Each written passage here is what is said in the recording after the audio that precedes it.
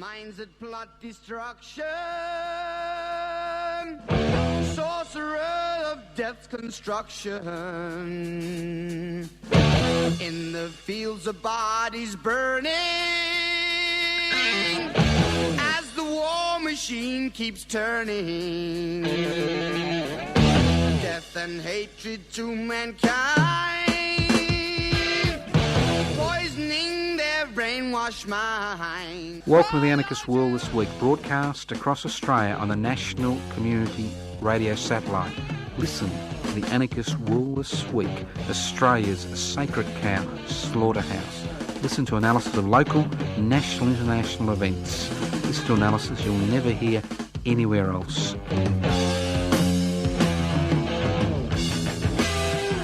Welcome to the Anarchist World This Week. My name's Joseph Toscani. I'm hosting today's program.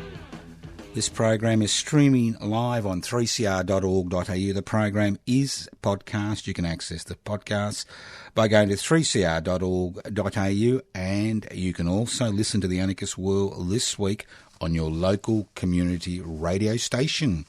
And currently, there are community radio stations across Australia except South Australia.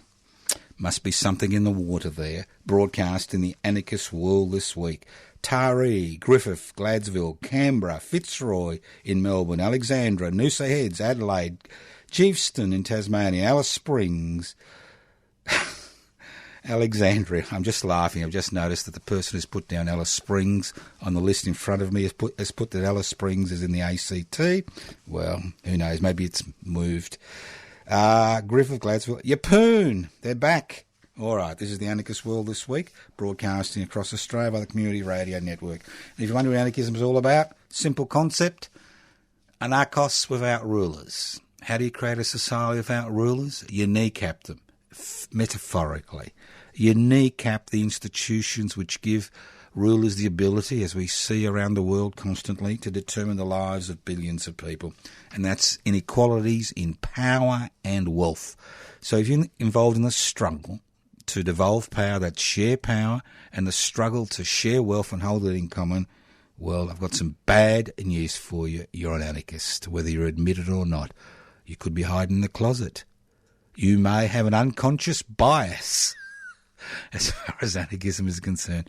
But if you're involved in that struggle to devolve power and share wealth, you are an anarchist. Now, why am I laughing so much today? I'm laughing so much today for one very, very good reason. And what is that good reason? Well, the good reason is very simple. It's very sad, but very simple. Now, I usually try not to be a shock jock on the Anarchist World This Week, although it's difficult not to be. But today I'm going to be a shock jock, well, part of the program. I'm going to use words that you would hear constantly dripping from the mouths of the corporate-owned media and to a lesser degree the government-gilded ABC. Things like fraud, sex abuse, corruption, lies, deception, cruelty. And who am I talking about? I'm talking about our friends in the Liberal National Party. Now, you all know where this is coming from. The media is a little bit of a little bit excited about the fact that a young woman has alleged that she was raped in a minister's office in 2019, just before the federal election. Let's not forget that, just before the federal election. And everybody's saying, how could it happen? Well, it's very simple. The Liberal National Party has form when it comes to the issues I raised before: fraud, sex abuse, corruption, lies, deception, cruelty.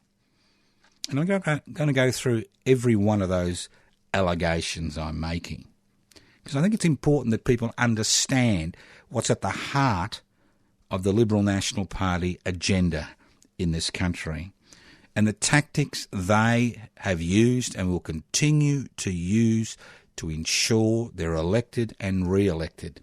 And I'm not talking about the normal lies that occurred during an election campaign, where pensioners were told they were going to lose their franking credits when pensioners didn't have bloody shares, to frighten them into voting for the Liberal National Party. But I'm just talk about the way these parties are structured and what they sweep under the carpet and the tactics they use. Let's talk about fraud. Just in the last 12 months, or last few years, 2 cases highlight the fact they're willing to use fraudulent tactics to increase their vote at federal elections. Remember the sports rort. Remember that little rort before the federal election, which we're led to believe was not signed off by the Prime Minister himself, although it all came out of his office, I understand. Think about the fact that marginal electorates were targeted with money on the eve of the election, on the very eve of the day before the election was called. And remember, it's the Prime Minister who makes a decision on the day the election is called. It's the Prime Minister's prerogative. And, after the election, which they won by, I think, 1 or 2 seats, which is a pretty thin margin when you think about it, after they killed Bill, you begin to understand how important that pork barrelling was. Now, pork barrelling is a pleasant term to use instead of fraud. And that's what it was. And then we hear it gets worse. My hero and your hero, Mr. Dutton, the Minister for everything involving security, the man with more power than the Chief Millet General in this country. Well, he was found using the bushfires. That's right, using the bushfires, which ravaged large sections of the East Coast and certain parts of South Australia and West Australia. He was using that as a mechanism via which to funnel money into electorates which supported the Liberal Party during the last federal election and very little appeared in the coffers of ALP held seats. Now, what do you call that? Do you call it smart politics, as they call it, or do you call it fraud? Well, I call it out for what it is, fraud. Now, let's go to the next terminology I use, sexual abuse. Now, this woman has been exceptionally brave in coming out, but it's taken 2 years. And for 2 years, she was waiting for the Liberal Party, because she was a Liberal Party staffer who alleges she was raped in a minister's office by a Liberal Party member. 2 years. Waited for the Liberal Party to do something. I can imagine when they heard about this 2 years ago on the eve of the federal election, they were running around doing the best they could to hide the situation. The very best they could to hide what had occurred. Now look, I've been a doctor for almost 45 years. And if I see somebody who I think a child has been abused in a family, I don't have to have proof, there are mandatory requirements that I report the case to the authorities. And if I don't report the case to the authorities, I can be prosecuted and lose my licence to practice. I find it inconceivable the Prime Minister had no idea of what occurred until this week.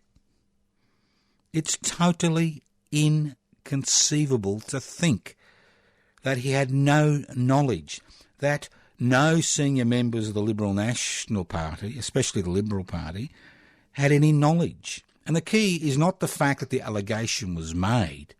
The key to this case and previous cases of sexual abuse, which have been brought up in the Liberal Party by senior women in the Liberal Party, the key is there is no mechanism via which this woman's allegations were taken further, and everything was possible was done to protect the party. No wonder 2 years later she has been forced to take a public stand regarding this case. Corruption. Let's move on. Corruption. I mean, corruption is a funny thing. It's not like Bjelke Petersen used to say, somebody left $400,000 for me in a brown paper bag and I just kept it because I was happy to keep it. Corruption is much, much more than that. We have a situation where we have senior members, not just of the Liberal Party, but the National Party and the ALP, who may be working in a particular field as ministers for decades. They leave Parliament, and before you know it, within 6 to 12 months, they're working for the enemy. They're sleeping with the enemy. It's extraordinary. And they call that smart, politics. It's more about feathering your nest at the expense of the people of this country. Think about it. It's not just a Liberal Party disease or a National Party disease. It's an ALP disease. And the fact is that as far as federal parliament is concerned, and again, I don't blame the politicians because they've been elected by the people of Australia, you and me, those that vote. They've been elected.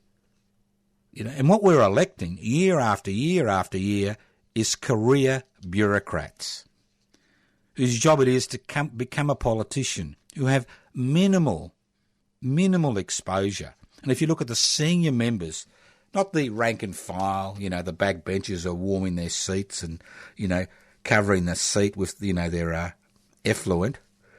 But think about it.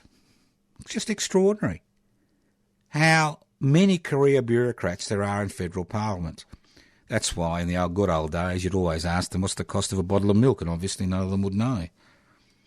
If they were smart, they would have said, we don't have bottles, we have cartons, but obviously you can't expect that from them. So what have you got? Cruelty. Cruelty. The Liberal National Party policies are based on cruelty. Many of their policies are based on cruelty. Think of the way the asylum seekers and refugees have been treated in this country over the last 2 decades, especially over the last decade. Think of the cruelty involved in keeping a family of 2 small children under 5 on Christmas Island. Think of the cruelty, and this is legislated cruelty. This isn't, somebody torturing somebody in their backyard and, enjoying themselves. This is legislated cruelty. This is policy which has gone through Parliament, which has been pushed through Parliament by the Liberal National Party and in many cases supported by the alternative Liberal Party, the ALP masquerading as the Workers' Party. Cruelty. Fraud. Let's get back to fraud. Robo-debt. Robo-debt was not only based on a false premise, it was based on out-and-out fraud. Now, under the federal government, refunded or began to refund money when the case got to the High Court because they knew they would lose the case. It was utter fraud which was designed to humiliate people who receive social security benefits. Cruelty. Look at the way people on Job Seeker, the old unemployment benefits, were treated before the COVID-19 crisis. The number of hoops they had to run through. I mean, that's cruelty. That is legislated cruelty, which is forces people to take up poorly paid, underpaid, part-time jobs. And if they do, and they last a week, they've got to wait another 6 weeks before they can actually access unemployment benefits. So cruelty is part and parcel of the Liberal National Party agenda. The list goes on and on. So the Liberal National Party has form as far as I'm concerned. And all this breastbeating about what's happened in Canberra, which is the stories that have come out of Canberra in the last 48 hours, well, it is breastbeating. I mean, the Prime Minister, knowing when he's on a loser, when he's about to get the last horse in the race, run through, is doing everything he can to deflect attention from the nature of the Liberal Party and to a lesser extent the National Party. This is an extraordinary situation, but ultimately you and I are responsible.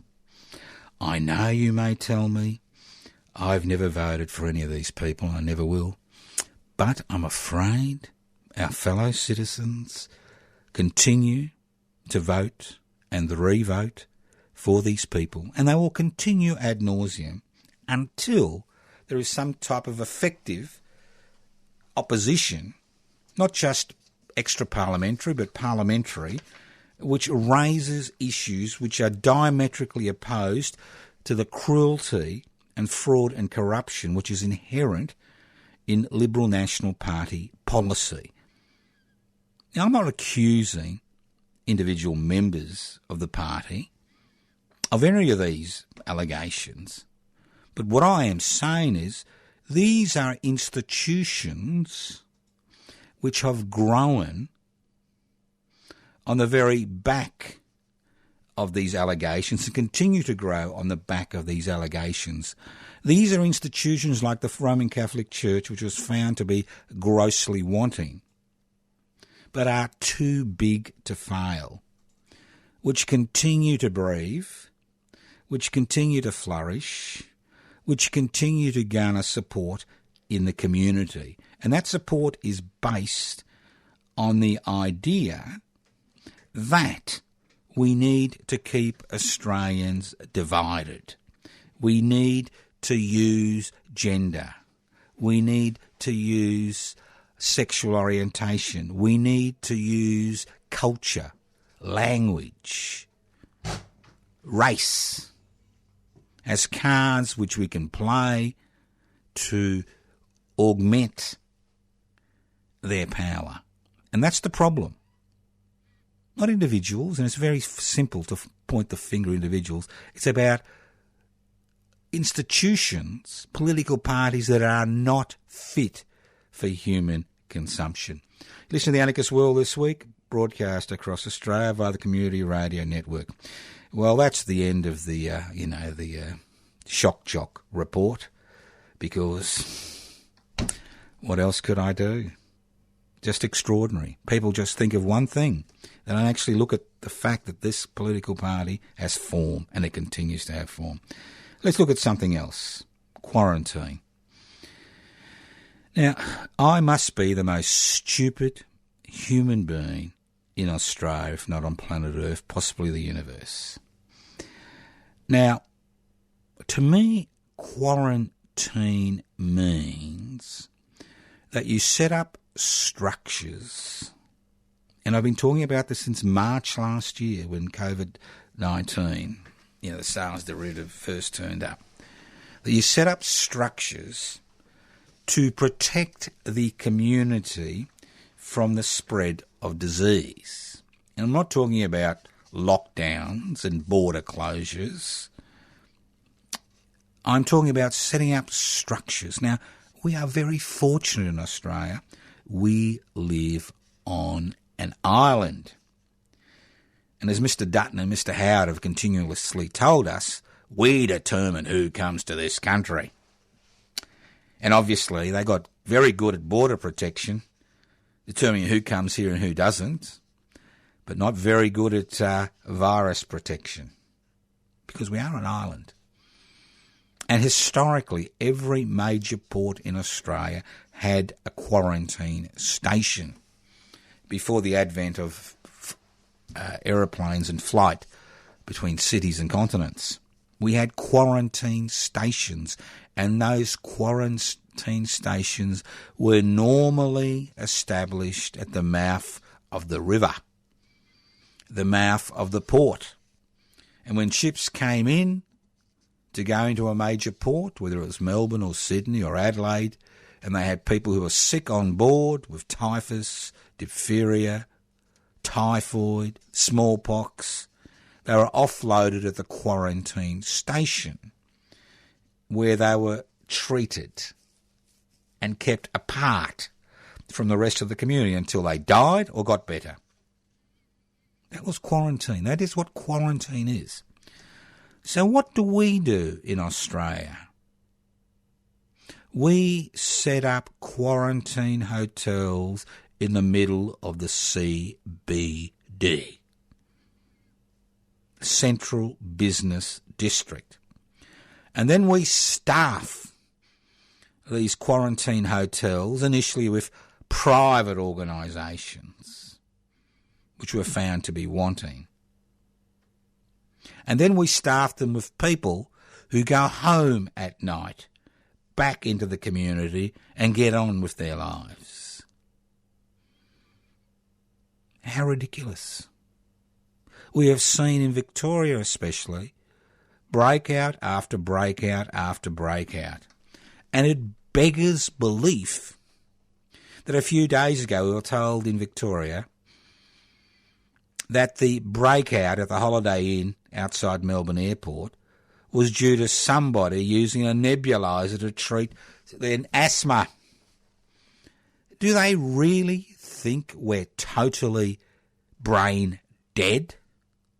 Obviously, it's not just about a nebuliser, it's about ventilation and quarantining people in hotels which were not meant to be used as quarantine station.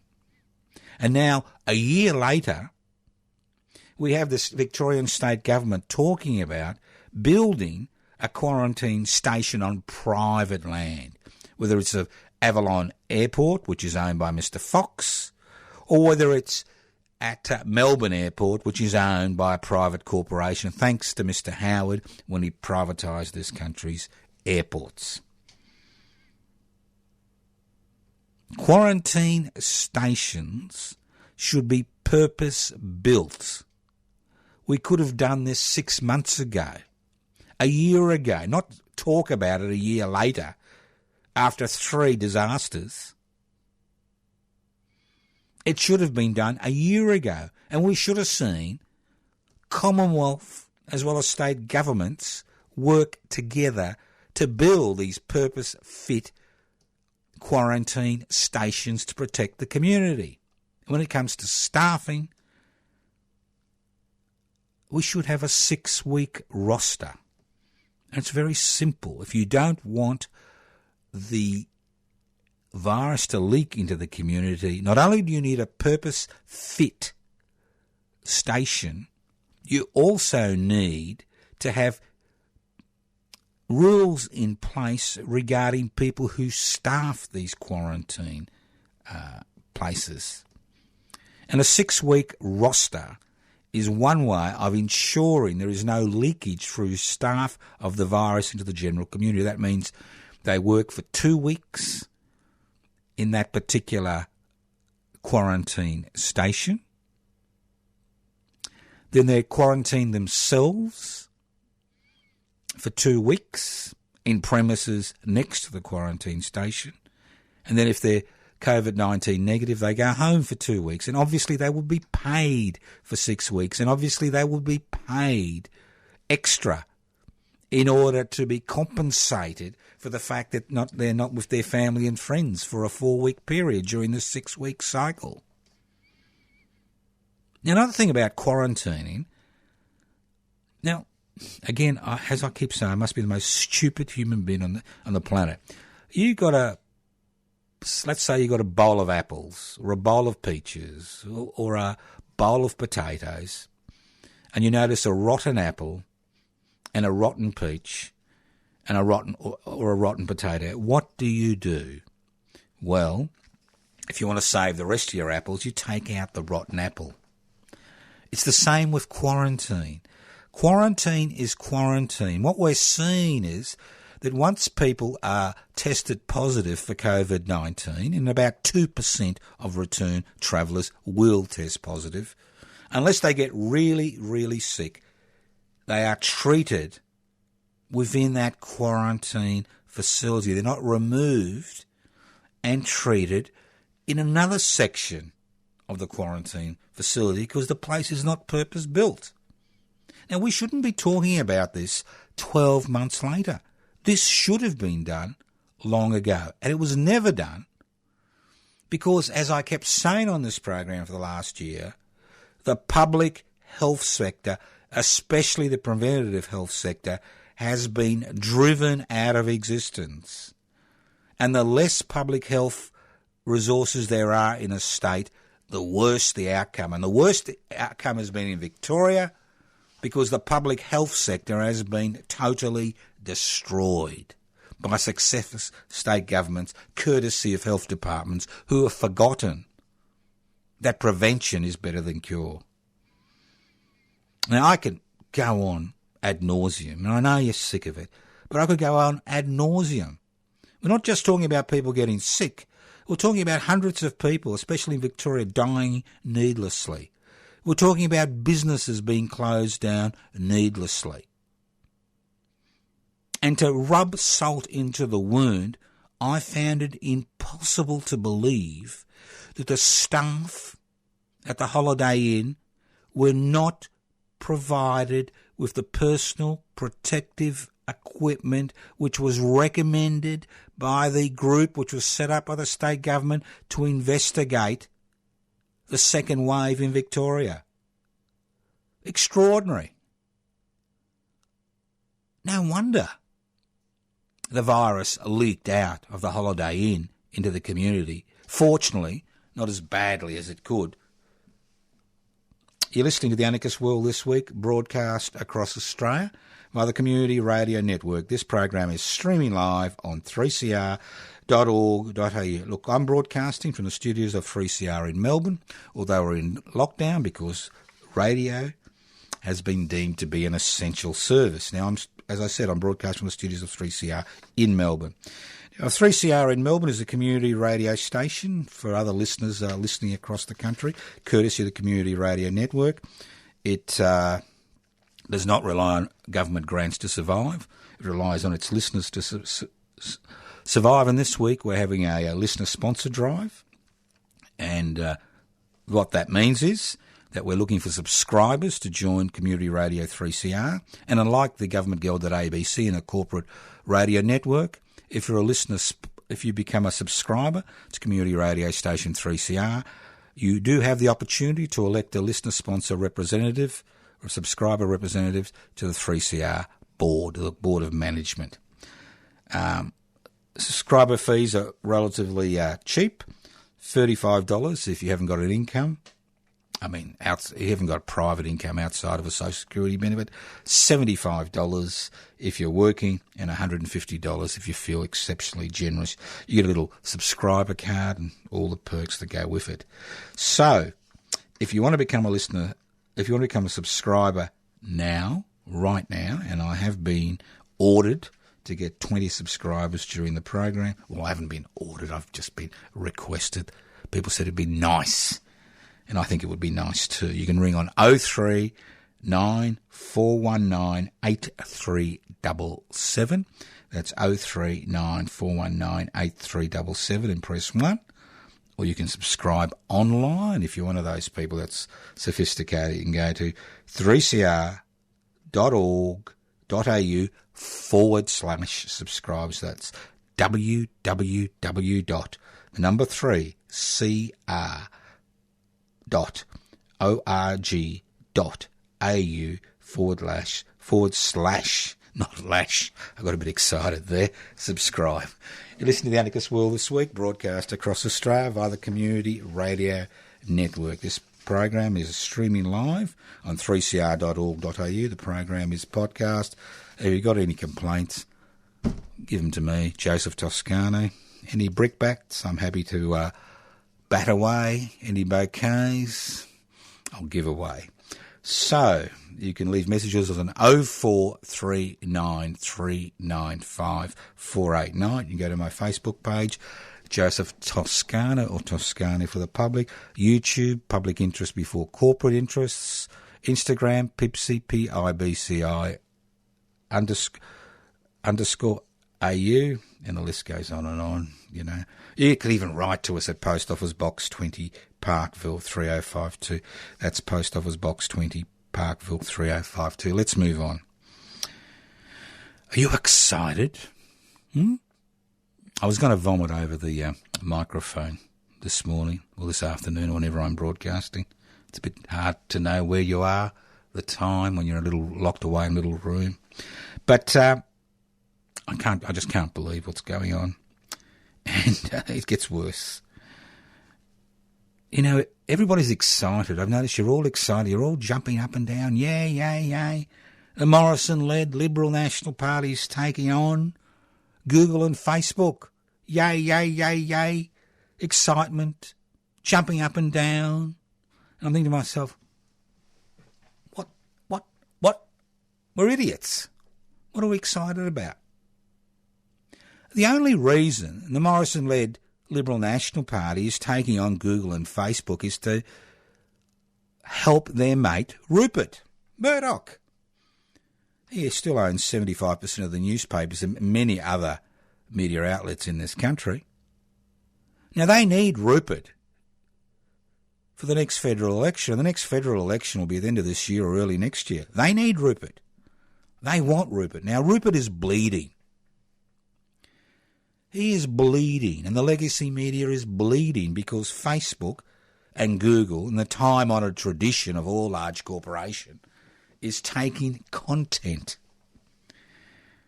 from the legacy media and putting it on their platforms. And Rupert's not happy. And his representatives have knocked on Morrison's door and said, look, mate, you know, you can use the word mate, I'm not happy. These people are bleeding us dry. We're going to go bankrupt. We need your money. We need their money. So why don't you pass a little bit of legislation through federal parliament which will force them to pay for content?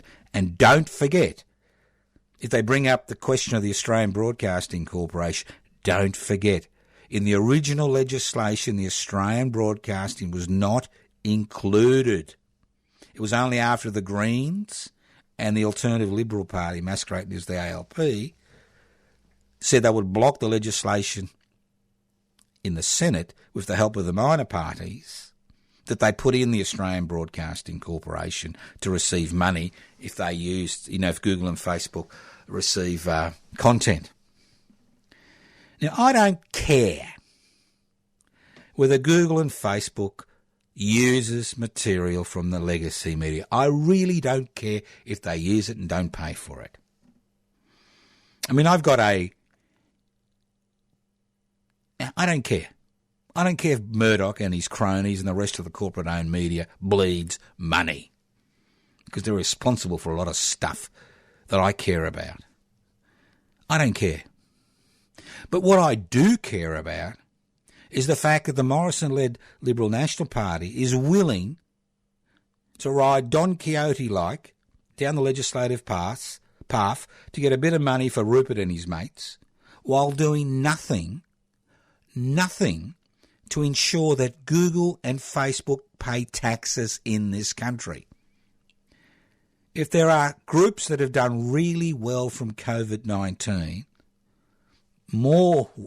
better than any vaccine company, that have done really, really, really, really well and have seen their share market prices skyrocket and have seen their billions triple into trillions, well, it's Google and Facebook. And guess what, boys and girls?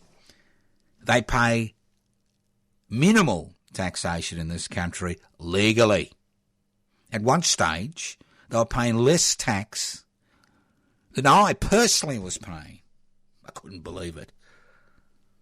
They've got a turnover, billions if not trillions of dollars, paying minimal taxation. Well, somebody who's earning 100 grand, 150 grand is paying more tax than they do.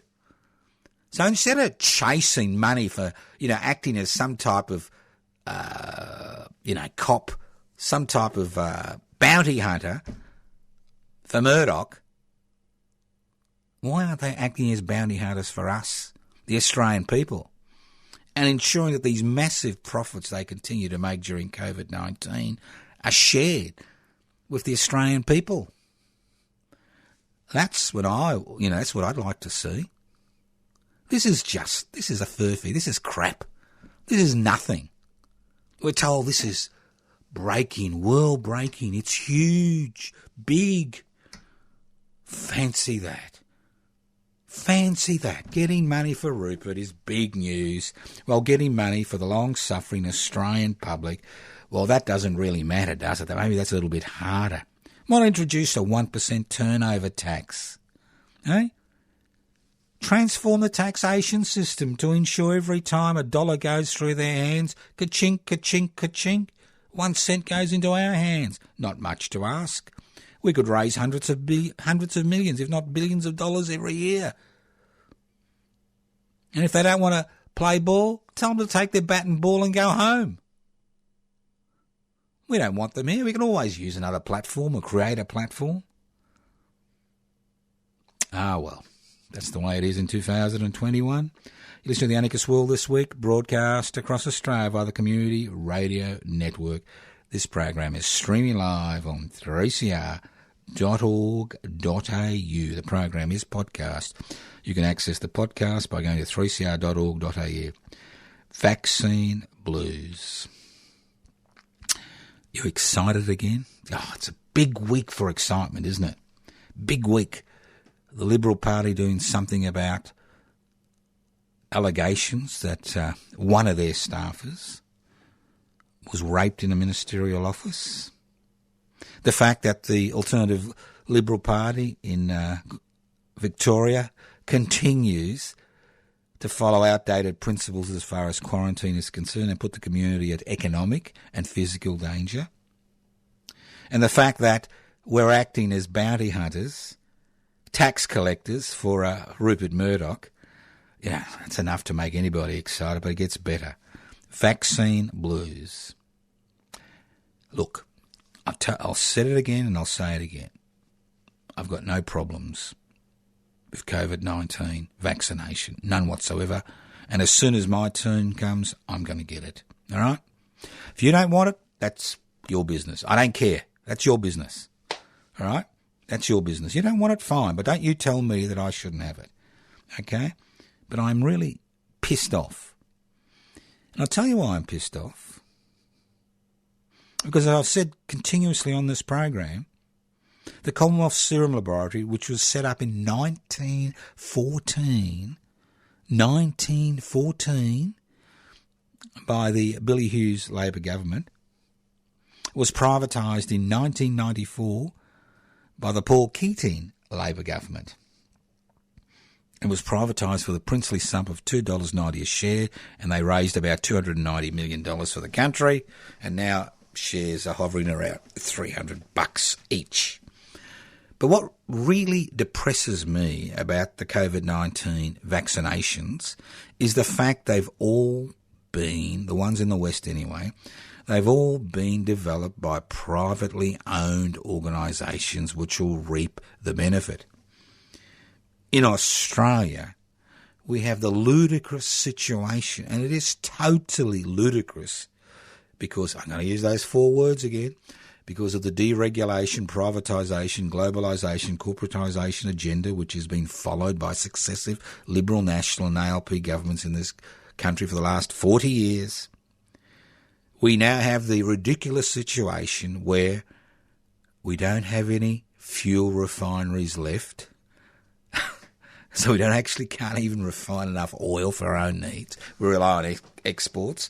When the COVID-19 crisis began, we didn't even have enough personal protection equipment, including hand wash, for the people of this country because there was no manufacturing. It had been all offshore. Then we got the ridiculous situation on the eastern seaboard of this country. You have trouble getting gas supplies at ludicrously high prices. This is, businesses. Well, we're the second biggest exporter of gas in the universe.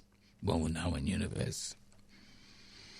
And now we have the ridiculous situation that we paid the Commonwealth Serum Laboratories, a privately owned organisation, $1 billion to ensure that vaccine production would continue in this country for another decade. And we're kind of saying, well, we've got 1 million doses, 80,000 have turned up. We're going to inject, 400,000 in the next 6 weeks in aged care facilities and staff. And then maybe we'll inject some other people, but we've got to rely on the stuff coming from overseas. I mean, we're told continuously, and I know, believe it, not just believe it, know, that Australian researchers have been punching above their weight for a very long time, and most of our brightest researchers are snapped up by private organisations overseas, because there's no state-run facility as far as, like the Commonwealth Serum Laboratory in this country, which can be used not just in vaccine production, but in vaccine research and research into other medical areas. Even the universities are now all semi-privatised as far as medical research is concerned. And we've got the ridiculous situation where you can't publish your findings if they go against a particular sponsor's interests. And when you sign your contract, you sign away your right to publish as you see fit, depending on what the evidence is as far as your research is concerned. We've got the ridiculous situation where large privately owned corporations now determine research in universities which are publicly funded in this country. So no wonder I've got the vaccine blues, because I would have expected by now, considering the brilliance of many of our researchers in this country, who do make a sacrifice and stay here because of family reasons and don't take the big bucks overseas, that we may have been able to have produced a vaccine which would have been readily available, not just for us, but for the people in the Pacific region, our Pacific neighbours, that we wouldn't have to rely on buying vaccine from privately owned and privately run organisations around the world, and maybe find ourselves in a situation where we can't vaccinate quick enough. As I said before, it's voluntary. It's up to you. I've got no problems with vaccination. I will be vaccinating myself. Well, I won't do it myself. I'm not that brave. But I'll allow somebody else to stick a jab in my arm, or 2 jabs, whatever it takes. But the fact is that we don't produce it. We don't have a publicly owned serum laboratory. We no longer have publicly owned research facilities. We have no plans for publicly owned research facilities. When it comes to quarantining, we are relying on private organisations building fit-for-purpose buildings on privately owned land. And it's as if we've learnt nothing. What's the point of having a state? What's the point of having a government if it can't provide for the basic necessities of the people it rules? What is the point? Do we want to be in a situation like Myanmar, where the sole purpose of the government of the day is to ensure the pricks who lead it, the military generals, continue to enrich themselves at the expense of their people? Do we want to be in exactly the same situation, that all the state becomes is a mechanism of control? Have we forgotten our history? I mean, when people look at Queen Lizzie and tell me what a wonderful human being she is and what wonderful people, charity her family does, let's not forget that all these so-called royal families, dictators around the world, are there because they've been able to slaughter human beings in the name of their family. That's all it is. Their ability to have more force, have a monopoly on the use of force, and exploit society for their benefits. I mean, do we want that in this country? It's bad enough as it is. Well, we're basically corporate slaves. Do we want this to continue? And obviously, a lot of people want it to continue. I may not, you may not, but people still think that the role of government is to maintain order by holding a monopoly on the use of force. Well, Have we forgotten the lessons of the revolutionary period in the 19th and early 20th century when people said enough is enough? We want governments not only to provide security, we want to be protected from the arbitrary exercise of state power, which we are not constitutionally protected in this country, but we also want governments to run and own essential infrastructure, and if any profit is made from that essential infrastructure, it goes back into the community to provide more essential infrastructure. But no, during the past 40 years, when the Liberal National Party, in conjunction with their mates in the Alternative Liberal Party, masquerading as the Workers' Party, the Australian Labor Party, the party that took the U out of Labor and said instead of LABOUR, it's LABOR, the party which is an apologist for the corporate sector in 2021, the party that privatised more state assets than were ever privatised by the Liberal National Party, Telstra. Think about it. It goes on and on. Do we really want that? Do we really want to give away our resources, this nation's First Nations people's resources, to a corporate sector which pays a peppercorn rent and peppercorn taxes, while, almost 1 million children living in poverty in this country? I know I talk about the same stuff week in and week out. We may change the topic. We may change the focus on how we approach particular issues, but ultimately it's the same thing. What's the role of government? Is it there ultimately to govern us and use the monopoly on the use of force it enjoys in order to maximise the profits of unaccountable corporations that own the means of production, distribution, exchange and communication?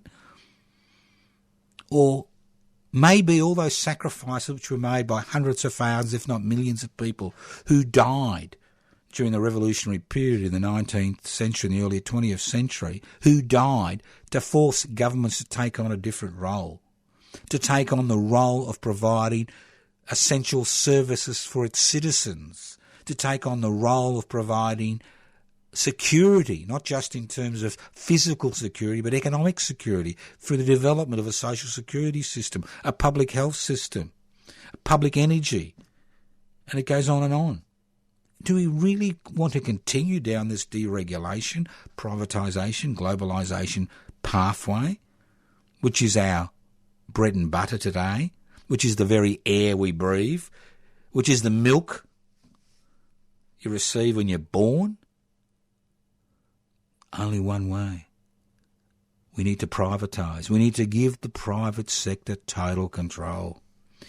Well, we saw what happened in Russia and the communist world when the state had total control.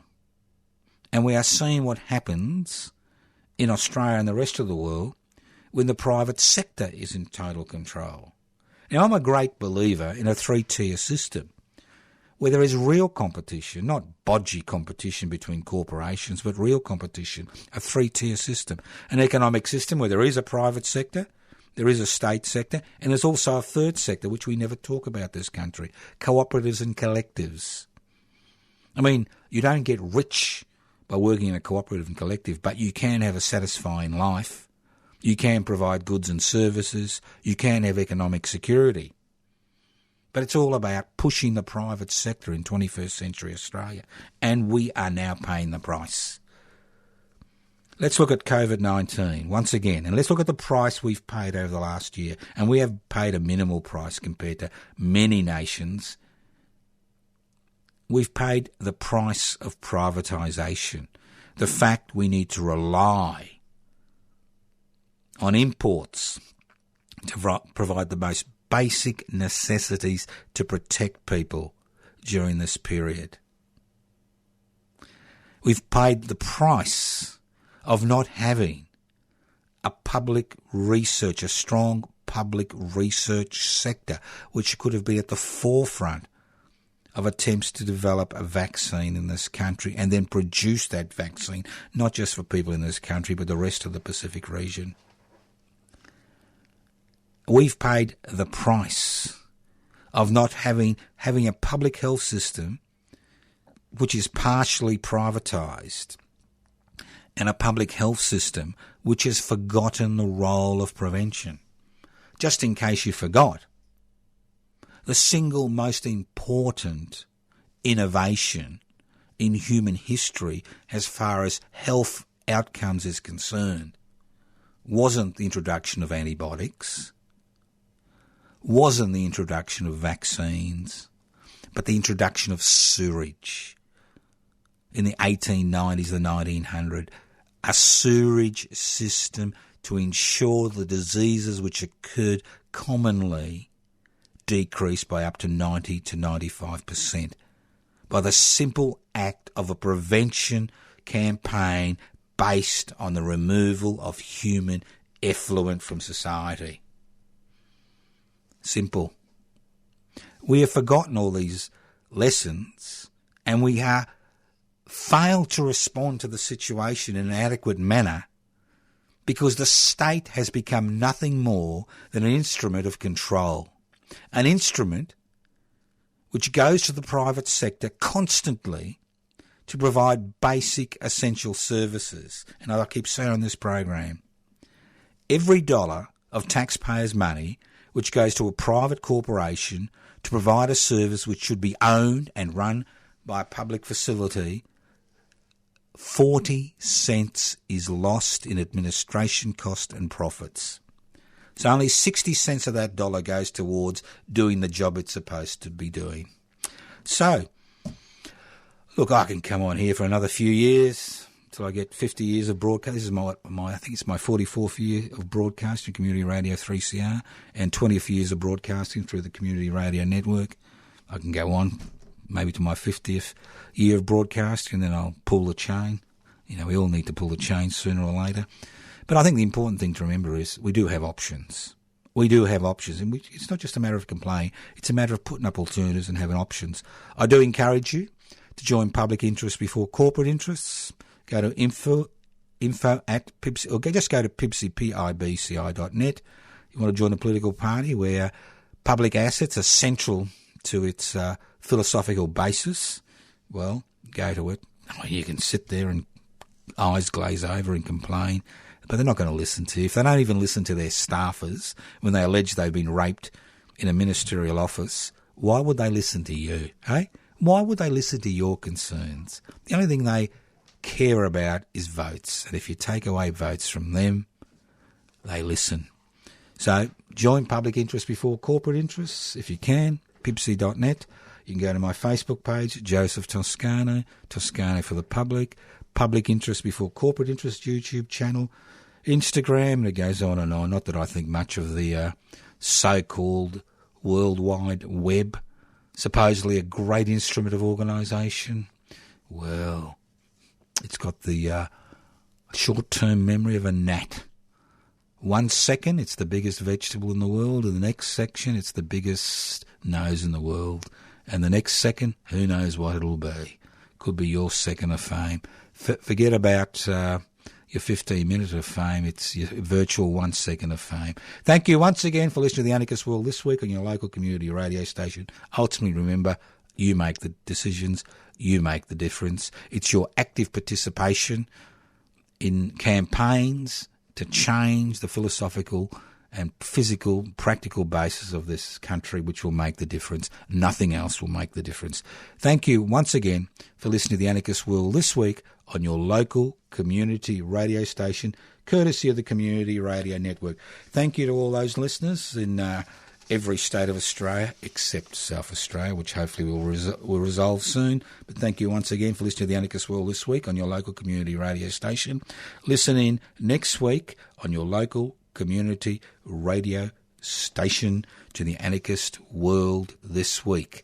And if you want to leave a message, 0439 395 489, 0439 395 489.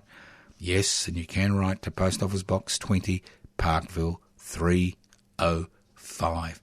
2. Listen to The Anarchist World this week, next week, on your local community radio station, courtesy of the Community Radio Network.